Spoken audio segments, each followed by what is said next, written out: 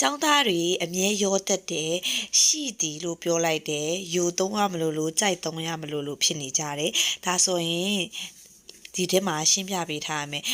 ကြိုက်ဆိုတဲ့စကားလုံးကရှိတယ်နော်ဒါပေမဲ့ तू ကလေတီရှိနေတဲ့အနေထားမျိုးမှားဆိုတဲ့အနေထားတီရှိပါတယ်နော်မှားလက်ရှိအဲ့လိုမျိုးရှိနေတော့မှကြိုက်နေသုံးပေးရမှာဒါဆိုရင်နမူနာစာကြောင်းကြည့်လိုက် तू တရုတ်ပြည်မှာရှိတယ်သူတရုတ်ပြည်မှာဒါဆိုရင်ထားကြိုက်ကြုံကော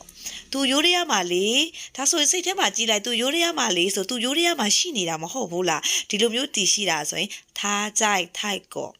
ငါတို့ဆီယာမကလေမြန်မာပြည်မှာเนาะဆီယာမကမြန်မာပြည်မှာလောက်ရှိကြိုက်မြန်တဲ့ဟုတ်တယ်သူကငါဘေးမှာသူငါဘေးမှာတည်ရှိနေတာငါဘေးမှာရှိတယ်ထားကြိုက်ဝေါ်ဖန်ပြန်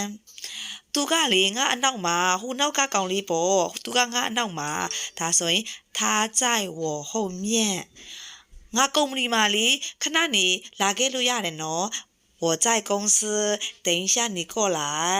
ဒီလိုမျိုးပေါ့နော်ဒါဆိုရင်ရောတက်တယ်ဆိုတာလေလေ့ကျင့်မှုအားနည်းလို့နော်ဒါဆိုရင်နောက်ထပ်ဝါကြလေးတွေကိုထပ်လေ့လာကြည့်ကြည့်ရအောင်ငါအိမ်မှာ我在家ဟုတ်ပြီ तू ကလေအเจ้าမှာထားကြိုက်ရွှေလျှောက် तू အခုတော့အိမ်မှာမရှိဘူးပေါ့ထားပူကြိုက်ကြားထားကြိုက်ရွှေလျှောက်မိမိစက်ယုံမှာရှိတယ်နေသွားရှာလေမိမိစက်ယုံမှာဒါဆိုရင်မိမိကစက်ယုံမှာရှိနေတာတည်ရှိနေတာမမကြိုက်ကုန်းချံခဏနေကြရင်လောက်စုကိုသွားရှာကြရအောင်ဆီယာမကလေရုံးခန်းမှာအဲဆိုရင်ဆီယာမရုံးခန်းမှာရှိနေတယ်လောက်ရှိကြိုက်办公室ကျွန်တော်အပြင်မှာအိမ်မရောက်သေးဘူးနော်ဝေါ်ကြိုက်ဝိုင်းမြန်းဟုတ်တယ်ကျွန်တော်အပြင်မှာရှိနေတာလေနော်နောက်တစ်ခုငါကားပေါ်မှာ我在车上နော်သူအထဲမှာလေမင်းသွားရှာလိုက်ပါထားကြိုက်လီမြက်သူအထဲမှာရှိနေတာလေနော်ဝါကြလေးတွေကကိုဟာကိုတည်ရှိနေတဲ့ခံစားရလိမ့်မယ်သူတရုတ်ပြည်မှာလေငါယောက်ျားတရုတ်ပြည်မှာဝေါ်လောက်ကုန်းကြိုက်ကြုံကော